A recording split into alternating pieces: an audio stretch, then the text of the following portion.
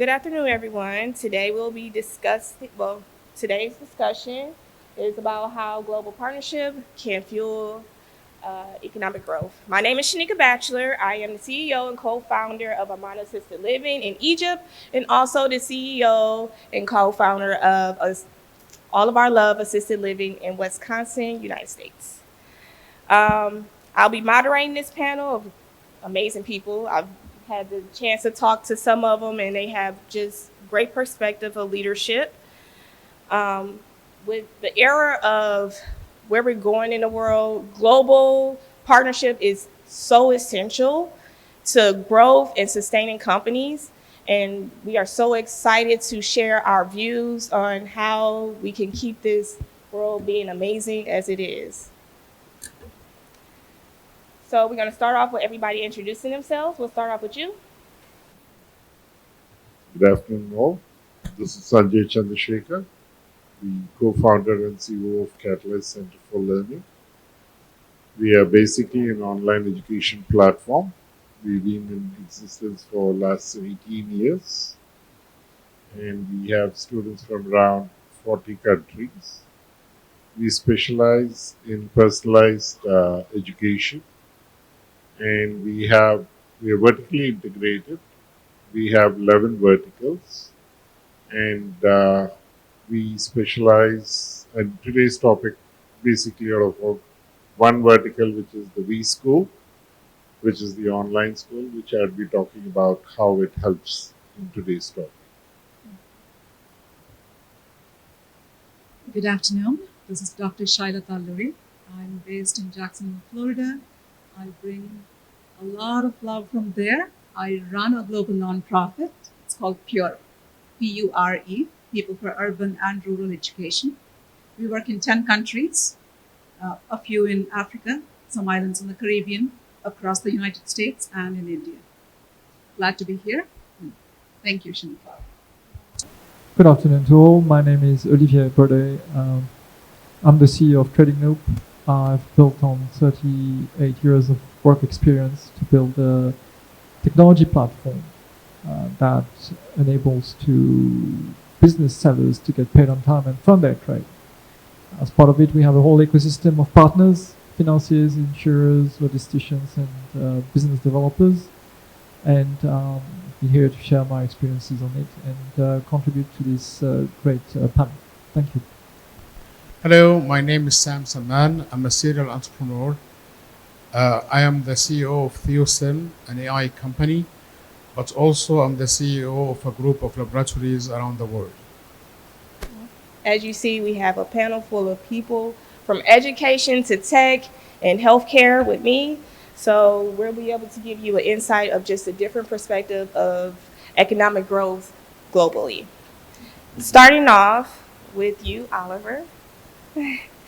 How can partnership unlock, liquefy, and reduce financial trade? Thank you. Indeed, finance and funds are the lifeblood of companies. Without it, they can't survive. Yes, they can have a bank, but that's usually a relationship company, not enough. And therefore, they need to develop a lot of partnerships. That's what our platform enables to do. Is when you say, I'm looking for a new customer in a new country, and you don't know the customer yet, that customer is not a partner, it's a prospect. You need partners to help you develop the relationship with them.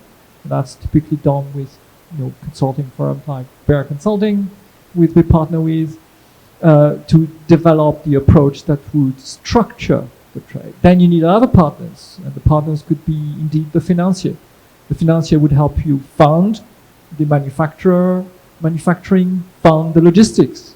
I can't tell you half of our trades stop because nobody is ready to pay for the logistics. Moving a ship is not that easy, or moving a container and get stuck. You need partners as well in finance to help fund your customer, because your customer may not be able to pay right away. So the financing is super crucial there as a key partner. And what it means is that we don't have a contract with financiers and with banks. we have a framework under which we both invest time and efforts. That's the essence of partnership. You invest time and efforts to get a mutual benefit later. And that's this co-investment into opportunities based on trust and efficiency that constitute the basis of a partnership. Yeah? That's the same for logisticians. When I interact with them in advance, they don't know yet I'm bringing them business, but they're ready to invest and say, okay, here's our platform. This is how we operate, where we have a fit or not a fit, so that I'm not wasting their time. And that's where they have to invest a bit of time to, qualify, give us a quote, see how we can make it work, and therefore that's the essence, I would say, of investment in business. Yeah, you do it under a certain framework, but you have to put effort and / money into it to be able to hope to get a return. And that's where, in particular on cross-border, because we're not present in all countries, each of us individually, we need to rely on people who have a feet in the ground, whom you can trust, and can bring a minimum level of effort from them, plus their past experience, to bring along a successful partnership.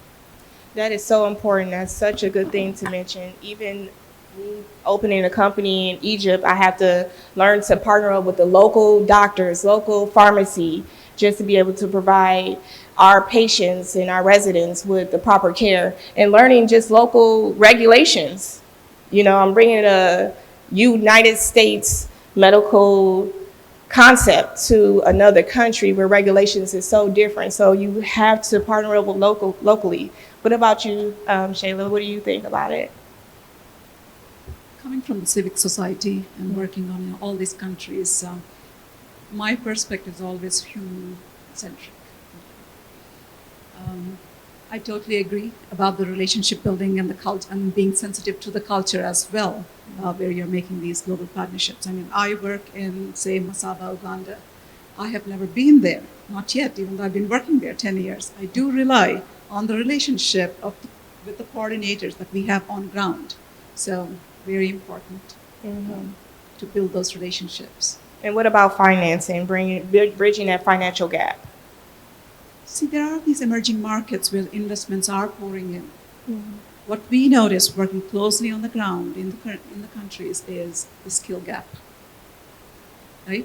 Very recently, I went to a tier 2 town in India, met a college, went to a college, met some students. They had beautiful infrastructure, talking about an emerging market, right? India is now very developing.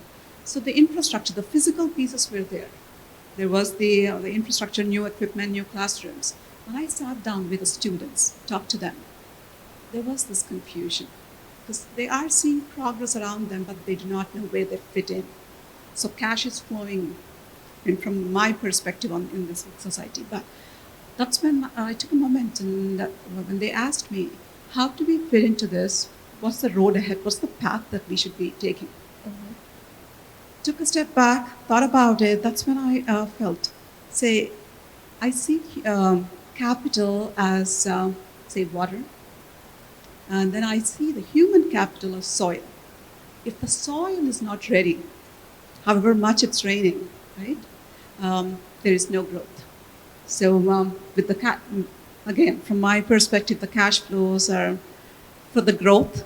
We need that readiness, and that readiness comes from confidence, from exposure, the global exposure, and developing skills in the human capital, especially in a country like India that's strong in their young people.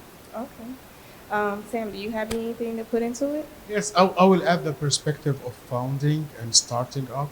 When you are short of capital and you are talking about banks, I don't think banks will give startup any money. Here, it's very important to have partners that will provide you somehow, in exchange of services, a kind of financing. Because somehow, and let me be more specific, if you are in production, very important thing is distribution. So this partner that could be a distributor, local distributor for you, and don't underestimate local distribution, could be also financing you. Because it could pay 30%, 40%, and don't underestimate that in the startup phase. That is so true. That is so true.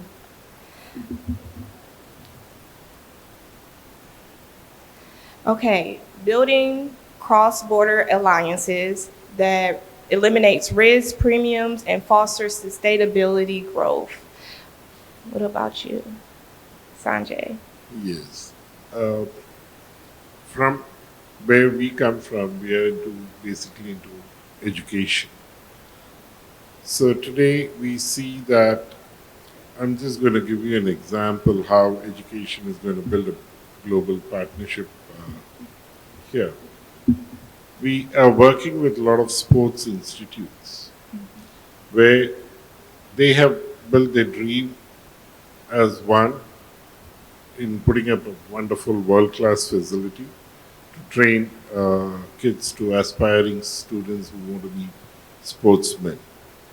But what they lack is basically a good educational system to support their world class facility. Today, the kids which are joining these institutes are anywhere in the age group from 8 to 14, 8 to 15. And as a parent has a concern that what about education? I do see that you have given me a world class facility, but what about education, which is most important for my kids? Because these are all students who are living there, getting trained, and practicing there. So that's where we come in there and we give them the opportunity where the children are spending around 6 to 8 hours in the field of sports. And for education, they give us 2 hours in a day, and we are able to do various curriculums across the globe. It's just not one single curriculum that the child needs to do. To give you a simple example, recently we coached the under 19 Zimbabwe cricket team, which is playing the World Cup next year. They were training in a place in Mumbai. They've come down for their entire training, and we completely coached them. In that aspect, what it takes 2 academic years. When I say 2 academic years, is like 24 months. But we were able to do that in 18 months. So the 6 months, the children are ahead of their curriculum. One. Second, they're getting an online world class education. And the flexibility of it is they go back to Zimbabwe, they can take the exam in any of the British councils. So, with this kind of a global partnership, is what we bring in a difference. And this is where many institutes which are setting up in this aspect, we are able to build a partnership. Awesome. Sam, how do you think this global partnership will eliminate risks? I will tell you a concrete story. Okay. When we opened San Diego Laboratory American Testing Lab, we wanted to expand to Mexico. At that time, cartel are there. It's dangerous. I went with my team to visit a lab in Tijuana, which is at the border with San Diego. And the owner of that lab was coming to his office with a gun. Not because he's a bad guy, but because he's scared. So we thought about it, and then one of our member of the team, he saw people riding bikes, riding motorcycles, Tijuana a lot. He said it's barely 30 miles. So what we did an alliance with a courier that is using bikes, motorcycles, so low profile. And we didn't purchase a lab, we didn't open a lab. And these people did very well because they put the logo of American Testing Lab and they start bringing samples. So it was a very easy solution. It's a partnership with the local company. They are Mexican, they know how to deal with the cartel. It cost us practically zero to manage that problem. And we finished by having 30% of the market of the testing, local testing of Tijuana. That is awesome. That's a great story. We deal with that too in Egypt. We have to deal with the locals and just learning how to align ourselves with the local ministry of solidarity in the Department of Health. You have to, it's so important to align yourself. And sometimes you got to find those people who are like the best lawyer because he got the connections with this. And you just have to align yourself with the right people. And just, it does eliminate risk when you think about those things. Do you have anything to add, Albert? Yes, so it's risk happen all over the place, and therefore the partnership with the local insights and content are a great way to de-risk all the elements that you're not even aware of. Yeah, the ones you can get aware of, but so many activities in business are not obvious that your local partner would do, and therefore this idea of having a hub and spoke of partners to enable your growth, which is the theme here, is a great way to deflect to those partners the responsibility for the risk management, enabling you to scale, as the previous panel was saying. Growth and scale are super important for companies. You can scale by relying on a series of partners. Example I could give you is there's a global alliance called Global Alliance of companies which help companies export. And their network enables quickly to connect. So we had that case the other day when one of our clients wanted to go to Turkey. I've been to Turkey, but I don't have any insight. I could tap into that network very quickly, get the local experts to advise them on what to do, how to go to market, how to handle a currency that devaluates on a pretty rapid scale, and so forth. And we could get some first deals done very quickly. So that's a good way to not have the ambition to do everything yourself and map the thousands risk and go through a risk mitigation. The partnerships are a fantastic way to scale, based in any case on trust and competency. Okay, that's great information. Why is visibility across supply chains in the new currency for global exchange? So why is it being visible across all supply chains important? We're going to start with Sanjay.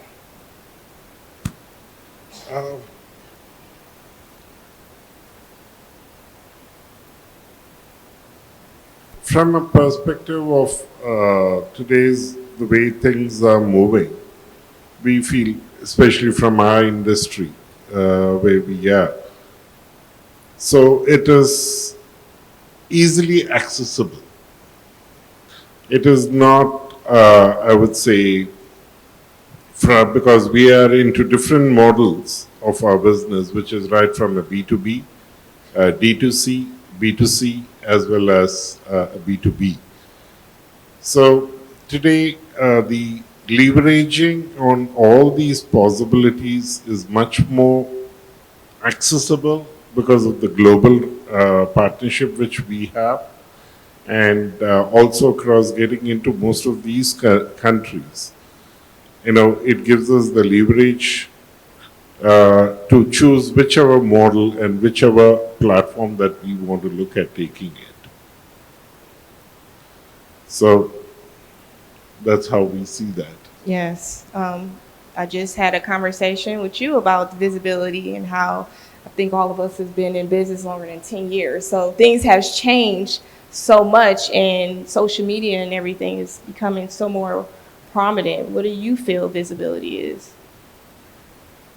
I've been listening into some of the past, sitting in some of the panels on the other side since yesterday, and been hearing a lot about AI, right? And then there's fear of the humans and the humanity becoming invisible, in a way taking the back seat, right? So visibility to me now is building and instilling that empathy and a purpose in our youth. And that's what we are doing from where I come from, the organization I run globally. We're doing something called a Youth Global Exchange, which instills the purpose as we progress as a collective, this global village, as we progress. And what we do is connect young people from different parts of the world, different social strata, different focus areas, different interests, and kind of give them a purpose to build themselves up, to become visible as humans, and also collectively work towards their own skill improvement and skill building, as well as something for the world. So visibility, again, from a civic society, we do partner with industry, academia, and the governments as well. It's being part of the civic society, and visibility, transparency, everything goes hand in glove with what we do. Without that, we won't exist, especially a non-profit organization. Thank you. And building on it, but addressing your point about supply chain visibility, I'm going to give you two examples. Mm-hmm. One is a major global trading company trading copper. And that's a public case. You'll find it. I won't cite names, but you can find it online quickly. They had a trade of copper for $750 million. At the source, there was copper. At the destination, there was scrap metal. They lost $750 million. No visibility throughout. They didn't know what happened. Yeah?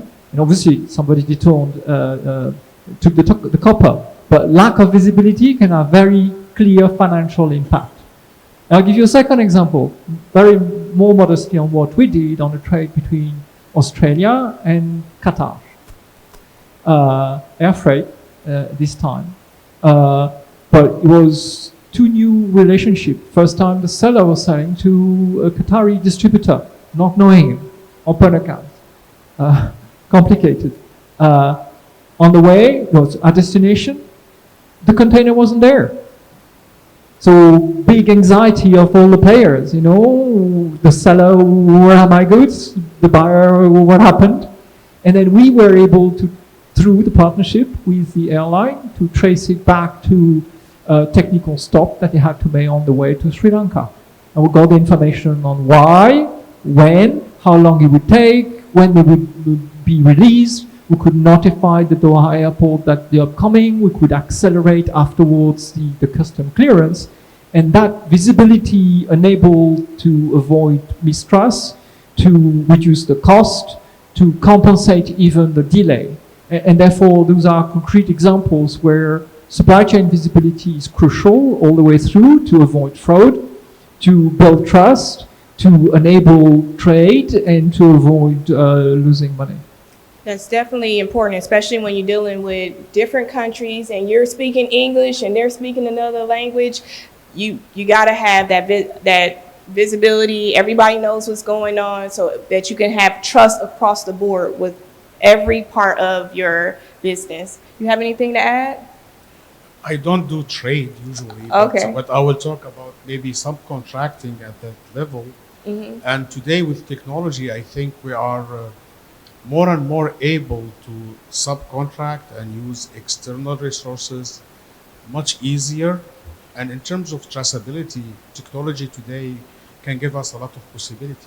From blockchain, we can use blockchain, we can use other technologies to monitor and see how we can use subcontractor efficiently. That's good. Okay, what if you was to give advice? What are the key ingredients for success of global partnership? We'll go down the road. Start with you, because you're here. From our learnings, it's not that opportunity what is available. There's a lot of people that are not looking at the lost opportunity. So today we feel, from taking a little amount from the earlier panel discussion, that it's not how full the pot is, What we have realized from our thing is that what are the holes which is actually draining our pot, which is already filled. If we are not going to look at that and we're going to keep going on trying to fill the pot, I really would like to go the other way around. First, let's fix all the holes and then look at going for new markets. and always the opportunities are going to be there. Shanika, I'll build on what your practical experience, right? You were saying that taking something that's built for US and taking it to Egypt. So understanding who our target audience are, respecting the culture there, and not having the I will solve all your problems kind of a heavy-handed mindset. That's how you will be welcome, especially even though I grew up in India, but US has been home for the past 25 years. When I go back and work in India, I'm kind of unlearning and relearning the culture aspect as well, so that I don't paint the social impact that I'm doing with the same brush that I would do in another country, just because it worked somewhere else. So with the global partnerships, the success comes understanding the audience, like I kind of said, and serving Yeah.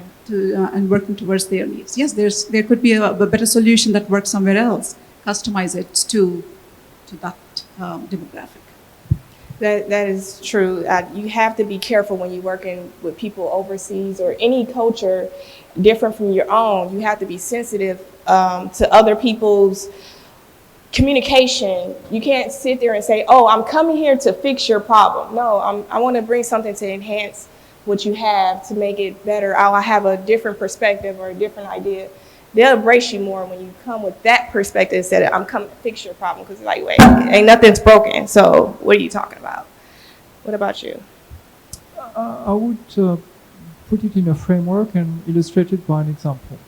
The framework is, number one, there must be an alignment of purpose. Why are we partnering? What's in it for each party? Second is the governance. What is the role of each person in doing it to achieve a result? Execution, because there must be action. Without action, there's nothing. And then results with patience. An example I would give you, we partner with financial institutions. We don't have a contract with them. We have business relationship with them. The alignment is that I reduce their origination cost, operating cost, and I bring them more revenues. That's the number one. Governance, we've agreed that I only bring them opportunities that are mature enough, are non-fraudulent, I've done the screening, there is already a solution, I'm very clear on what I'm asking them to do, and I'm not wasting their time. Execution, when there is an opportunity, yes, they have to respond. Like in 10 minutes, I had a call with a financier on a real opportunity, $62 million, not bad. So they know and respect that, and I know I can count on them, right? Then it's about results. If we do it for 10 times, if there's no money for them, they're going to start losing patience, right? And vice versa, if I submit 20 opportunities to them and they don't respond, then, the partnership dies. Part of life. So AGER, alignment, governance, execution, and results. Yes. International partnership should be a mean, not an objective. So the first thing you need to ask yourself, what I will be gaining from that? Is it the right time? Going too fast, too early, sometimes it's a suicide. You need to measure also the part of compliance. Not all countries are easy to deal with. Some countries have very tough regulation. I will be more specific, like the United States compared to the European Union. I will not advise anyone to go to the European Union before they are strong and good. Otherwise, good luck with the regulations. And also, if you are going to, let's call it emerging country that has rapid growth, like India or China, don't go sell them anything. Just buy from them. It's not easy, So the right timing is very important. And even if it's great opportunities, sometimes it's better not to follow temptation and do it too early. And finally, finding the right partner. You need to have the right size, not get impressed by big, necessarily subcontractor that is not the right time for you. That is true. And it's finding the right partner and not getting overwhelmed just because like the big company come to you from that country. That also eliminates risk, because you think about the capital or what they percentage people want to take and stuff like that. So you never want to just go with just the biggest name. See if their vision aligns to what you're trying to do too, because a lot of times some people don't understand your vision in another country because it's a new concept. It's something new you're bringing, and they might try to impose their ideas to overtake your vision. You have to stay focused and find someone in that country or wherever you're trying to get your supply chains that align with your vision and what you have going on.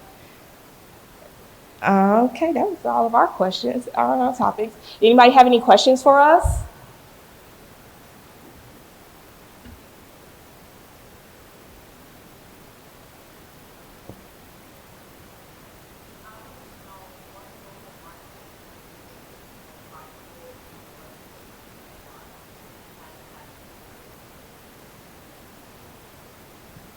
Yeah, I mean, we started, I think, that's aligned because that's the evolution of the world, and we've been discussing on it a few hours ago. I think Asia is developing a lot, so in the coming 5 to 10 years, Asia is a fantastic growth opportunity, and then provided we have the right partnerships and the right attitude in respect for their cultures, I think there's a lot that can be done. I think beyond that, the African continent is fantastic, is the largest growth, average age less than 24, is incredibly dynamic and entrepreneurial. I can't say I've got 20 requests per day from African traders who want to do more. So that's a really big opportunity too.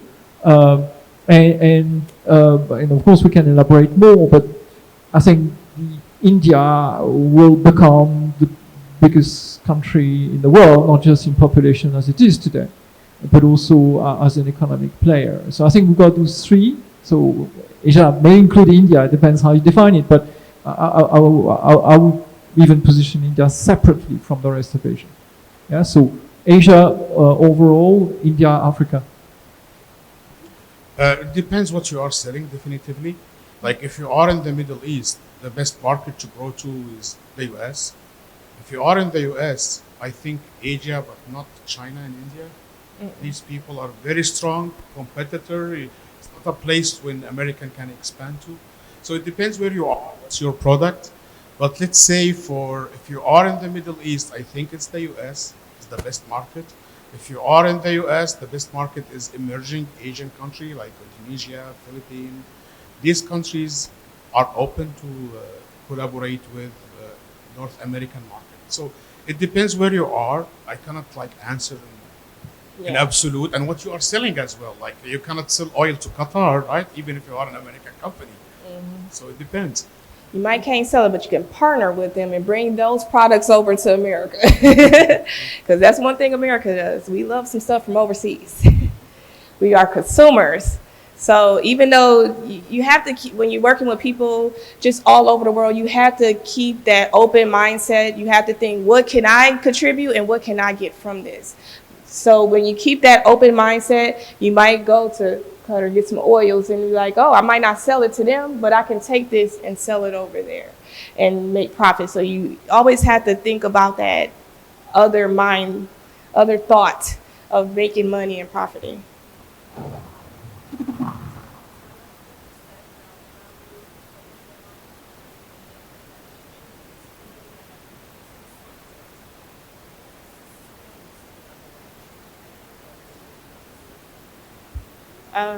Yeah, I think results. Definitely results. Yeah. So I mean, in the Agile model that was described, if you're not aligned, it's going to die. If it's not good governance, then you're going to end up not knowing what the other party is doing and having mistrust. If nobody's doing anything, there's no execution, you're going nowhere. And even if you've done all those three, but you're still together not getting results, your partnership is going to split. And it's better at that time to say, okay, let's recognize it's not working. Let's see how we can fix it. And if we can't fix it, then let's separate in good terms, then prolong with agony. And but this being said, once we know that, let's try to make it work. Yeah. And in particular, in the beginning, in aligning the objectives, is really super important. What are we expecting and when? And you were saying it very, very wisely. Time is important. You don't precipitate a partnership saying, okay, in 2 weeks I want results. That is not a good setup. No, to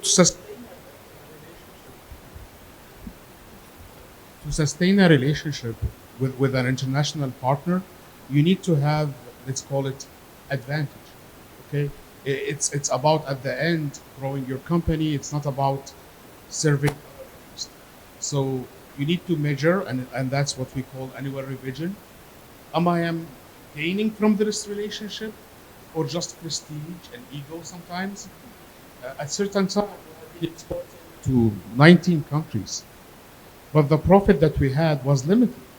It was better to concentrate one country that we have 90% of the profit, rather than just, okay, we are exporting to 19 countries. So the real measurement is profit, how much you got out of this relationship, not only prestige and international partnership. Anybody else? You? Yeah, for us, we measure it by way of transformation because that's at the end of the day, every student how is he or she is transforming because they are with us right from the third grade till the college level. So the retention of the student is most important. And I think for me, it's just being able to be flexible. You to keep a long-term relationship with anybody, period, is you have to be flexible because what's your timeline is not their timeline. And if you understand that, it will keep everything visible. Everybody's on the same page. Communication. Oh my God, communication is so, so, so important. Even if you're not speaking the same language, make sure you're translating correctly. Make sure you have somebody that can understand and translate correctly. Because if you're not on the same page, you could be saying, "Oh, I want this to go right," and they'd be like, "Oh, that's the right one." It's not the same. So you always have to ensure that communication is across the board. I totally agree with Shanika, especially being in the nonprofit world. Um, our partnerships are not just with the government institutions, but also with corporates. So corporates' prestige is also tied to what we implement there. So as long as we keep delivering, again, like Olivier said, result. So keep delivering what we promised on time, and then keeping that open communication is what we've been around 10 years, and that's what's keeping us going. It's being very transparent and open communication and delivering every single day. Yes. Well, that's all we got. Thank you so much. Thank you.